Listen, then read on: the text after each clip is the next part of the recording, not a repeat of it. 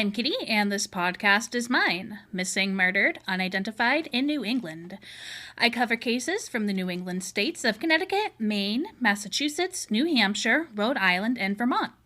Each episode takes place over the years of January 1st, 2010 to December 31st, 2020. And based on sources, some episodes will be long and others will be short, as these cases don't generally have much information available. All of the research, scripting, opinions, and mistakes herein are my own, and I will offer updates and corrections as needed.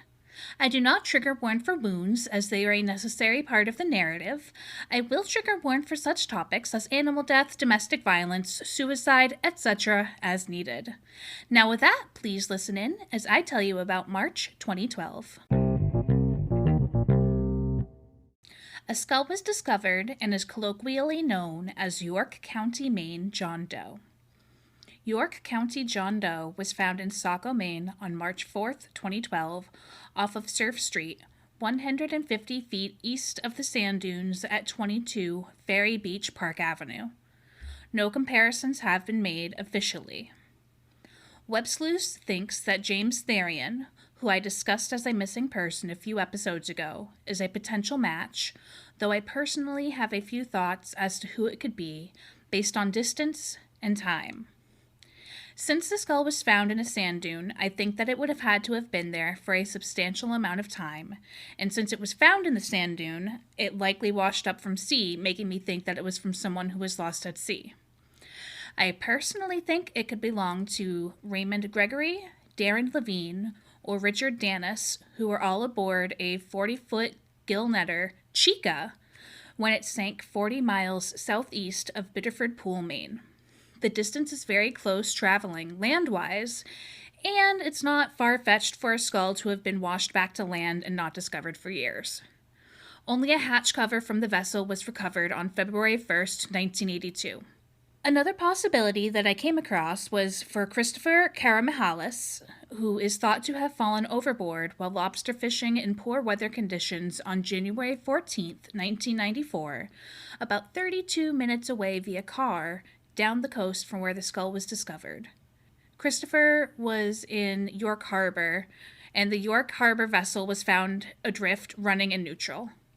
If you have any information about any of the cases I've discussed, please call 1-518-713-8438.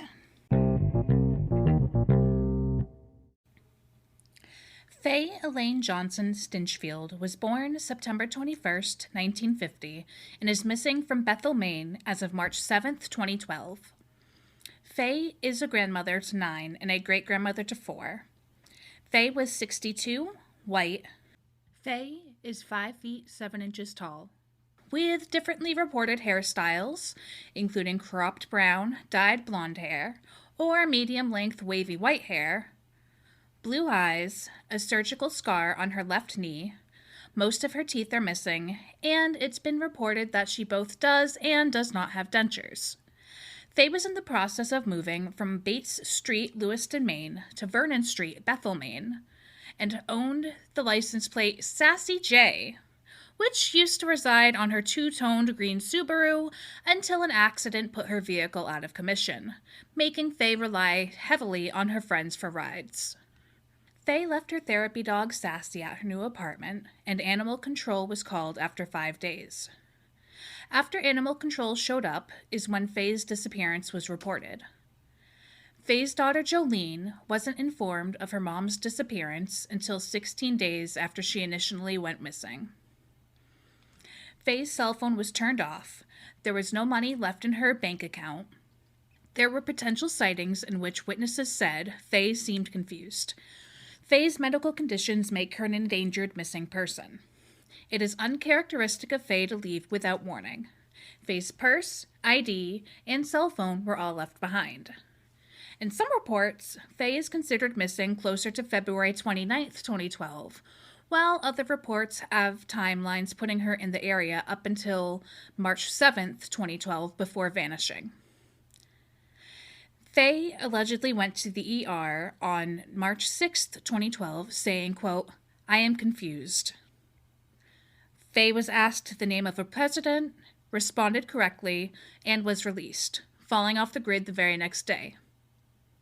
all according to a post that Jolene made on her Facebook page dedicated to Faye missing.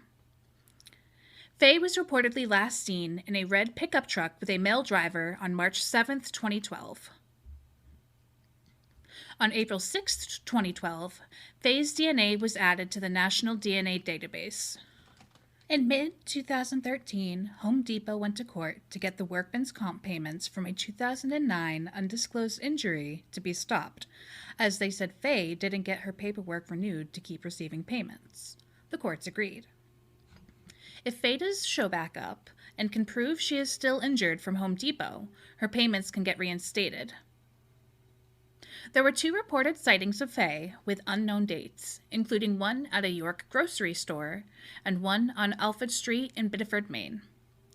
On September 11, 2014, a post was made on the Find Faye page of Facebook begging the unidentified landlord to step forward with whatever information they have and were unwilling to share with police.